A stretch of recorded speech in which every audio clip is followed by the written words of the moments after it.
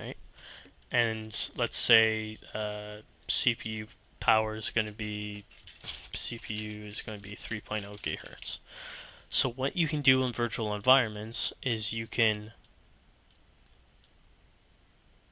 create, or sorry, rather allocate certain resources to different virtual environments, or you can have management software which manages the way these servers behave to equally distribute your resources. So this guy may have 0.256 megabytes of RAM and 1 gigahertz of CPU and 10 gigabytes of space. That'll all change on here. So this one may have 512 megabytes of RAM or 515. It doesn't matter. It could be anything. You could set it to whatever you want. This is kind of stupid. It's not supposed to be that, but I'm sure you'll understand. There. So it'll be something like that. And you can allocate different resources of your computer to a different instance. So this could be Windows 7, this could be Linux distribution, and then this could be like a Mac. Mac OS X, right? So it doesn't matter. It's just you can relocate resources, right? So the reason why this is important is because Rockstar has a much more powerful server than this, for sure, but each virtual environment has to have a certain required resource space. So if you notice that Windows 7, if you're running it, will require 1 gigabyte of constant RAM to run. Now this isn't really fair because I'm recording, but my RAM usage seems to always be around 20%, and I'm at 8 gigabytes of RAM. So more or less 20, 25, goes up and down. There's services in the background that require running. Linux not so much because it's just a small, depending on distribution you get, the kernel's really small, the installation's really small, everything is just small. It's just not as useful as Windows for the moment. But the point is that virtual environments take up resources. Resources cost money, and uptime costs money as well. All right. So let's see what else we have here. So server management software. So the cool thing about virtual environments, as I said before, is that you can separate the hardware, so that's your computer, from the software. So this could be Windows 7. So let's say you're on your computer and something happens, like your CPU fan suddenly whips up super fast, and then sparks fly, and then your computer explodes, Die Hard style, right? What can happen is if you have the proper management software, and this is something that you'll be paying good money for, but it's very important, is that if you have proper management software set up, you can have this instance of Windows actually go from this computer onto that computer, right? This is just an example, but your instance of Windows will not shut down if this computer crashes. That's a big thing. That is a massive thing. This creates hardware redundancy, right? So you may see something, for example, on Rockstar when you're trying to connect, right? When you're trying to connect, it will actually put you in the server, and then sometimes it'll disconnect you. And then you're like, what the hell? Why did I get disconnected when I'm trying to connect? This is for when it's online, mind you. And it's just sometimes when so many people are trying to access their servers, it doesn't really know where to put the operating system at, right? So I'll put up an example for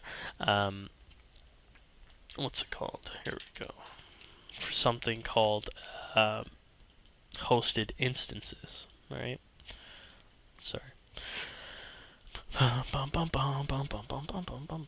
So here, boom, boom, boom, boom, and let's say this is BC, and this is going to be Ontario, and this is going to be United States.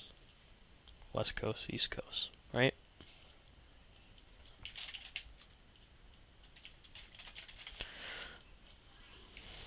I don't know. Buffalo. What do you guys have over there? Seattle? Is it? I don't know. But so what you can do is these are 4 servers, right? 1, 2, 3, 4. They're all talking to each other. You can set it up so that these servers talk to each other and create redundancy with each other. This means that when when this server talks to this server number 2, and this server talks to 3, and this one talks to 4, they're all replicating data to create redundancy, right? So if you're in BC and you're trying to connect to 1 and everybody else is trying to connect to 1, this is going to create a load on the server. There's no way to sort of measure the load, and this is why GTA 5 has been having faults in their networking, is because they couldn't size up. There's no way to size up your audience to the point where you know exactly where to compensate, right? They didn't know that they're going to make $1 billion, but based on their marketing trajectories, they can make an assumption. Assumptions can't really be taken into account. You can prepare for them, but in the networking field, you have to see how many hosts, or clients rather, you have trying to connect to your network before you can size it up. And another thing is that on release day, by the way, on release day, October 1st, right, you've probably had something like, I'm going to say something pretty realistic, like maybe 10, like probably not even like 1 million people trying to connect. That's pretty considerate, like, that's pretty good, right? Um, some people are working, some people, stuff happened to them, some people couldn't, like, X consoles broke, but at a certain point, maybe 1 million out of the probably 20 million people that bought the game were able to connect or something. This is a very generous number. But what happens is Rockstar can set up environments, virtual environments, for their networks so that they can test stress load, so that they can test their servers and how they move instances of virtual environments around to other servers, or from what I showed you before, right? So the virtual environment moves from one computer to another. We'll do the exact same thing from one server to another, right? Except the server is going to be hosting maybe 100 virtual environments, right? Depending on how high tech their gear inside, how much RAM they have, how much CPU they have, right? But the main point is that they had no way to measure, for example, this influx of 1 million people going onto the servers. There's no way. And then you're probably just like, well, thinking, well, why didn't they just create 1 million environments to support this load, right? Or why didn't they create 1 million divided by 16 to support this load, right? So, like 1, 1, 1, 2, 3, 1, 2, 3 divided by 16, 6. So why didn't they make 62,500 virtual environments? Or if maybe their trajectories were correct, why didn't they just make 70K just so that they can overcompensate? There's no way of them knowing. There's only by sheer sales that they can determine what their product demand is. Now, usually when you're networking, there's something that you're sizing up for. So you're gonna go into a company and you're gonna be like, "Hi, my name's Andrew. I'm a network design specialist. How do you want me to make your network? How many hosts do you have on this? So how many people do you have coming to work? 30? Okay, how many of them need to be working on the internet? Okay, so 20. Alright, so now I need to size up for 20 hosts on the server, or on the network, right? That's fine. On gaming, that is the complete opposite. You're working with nothing. I'm saying you literally are working with nothing. You're working with a chance that it might sell, 500,000. Or at any given time, based on the load trajectories, 32,000 500 people may be on at one point. My my point is there's no way for them to calculate any data of how many people would be on a specific console at a specific time so that they could allocate specific resources to his environment so that it can support characters saving. Yeah, that's pretty much it, man. Character saving and interchangeable environments, so multiplayer lobbies and stuff like that, right? Um, Lobby making and stuff. That's pretty massive. There's no way that they could have done that.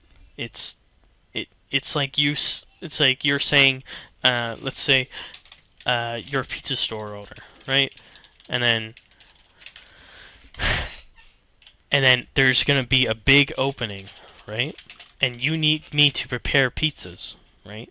And then you're like, I don't know, make 20 pizzas because I think there's going to be a lot of people, and I think that 20 pizzas should be enough. There should be it should be enough. And then during the big opening, because of your marketing, you have done so well that you have managed to get 20 or let's say 30,000 people at this big opening. Based on the information provided, my boss said he needed maybe 20 pizzas, right? Am I going to get yelled at for only making 20 pizzas for doing my job? No, it doesn't make sense. No logical business owner would do that, right? So this is pretty much tying up supply and demand when you don't have an idea for the supply. Or, sorry, for the demand. Haha. You don't have an idea for the demand, right? It's pretty much, tell me what you want. I can't because I don't know what you want. Well, I'll just give you random. It's like being in a relationship. I'll just give you random. So, lost characters has been one thing, but the thing is, I lost my characters and I never lost any money. So that seems like a pretty big thing to mention. Like, money's alright, ranks and stuff, it doesn't really matter too much, but money was never lost, and it seems like they have the value of money hosted on a much more secure line than rather characters. So, obviously you're paying extra money for GTA 5 data cards or money cards and stuff, credit cards. So that's most likely a reason why. I'm on PlayStation 3. So if you're on Xbox, you've been having somewhat of a paradise compared to PS3 users. We couldn't even log on for the first time until October 4th, right? This is because the PSN network had to adjust and push through updates and take time for that to go through. It's just how it works. There's certain, PSN has to do security checks. They have to run their own environments as well, and also compensate for Rockstar's demand. So it's just how the way it happens. Without a specific demand quantity, you can't really prepare too much. You can do your best, but it seems like maybe what has happened is that in the influx of new people, the amount of people they've received, it seems like they may have rented out extra virtual environments from places like Amazon or something like that, or other hosted instances sites, or maybe redirected their traffic a little differently. But what the beauty is that you will never see them go from Amazon back to Rockstar. You'll never see the difference because everything is virtual and everything is redundant, so that when you're joining a server, even if you're in the server and you're playing it and it goes from Amazon to Rockstar, you'll still not notice anything because it can just do it at a flip of a switch. You can literally drag it over. That's how awesome it is. I hope I was helpful. I know this is certainly a lengthy 26-minute video, but you wanted a question answered, and I'm just showing you that maybe it's not as easy as some people make it out to be. Thanks for listening. Bye.